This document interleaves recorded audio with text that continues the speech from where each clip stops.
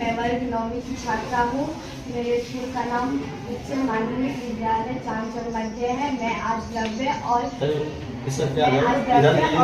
के बारे में प्रोजेक्ट बना के लाई हूँ। द्रव्य वह शुद्ध पदार्थ जिसकी एक संरचना होती है, जिसके स्पष्ट गुण होते हैं, वह द्रव्य कहलाते हैं। जैसे कि चीनी, चावल, नमक, गेहूं, दाल, ये सब एक द्रव्य है। कोई भी चीज जो स्थान घेरे, जिसमें द्रव्यमान हो और जो अवरोध उत्पन्न करता हो, वह पदार्थ कहलाता है।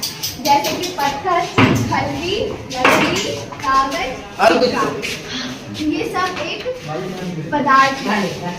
क्या ये पदार्थ है या सिर्फ द्रव्य? ये भी सब पदार्थ है। सब बहुत बढ़िया। सादिया के लिए एक बार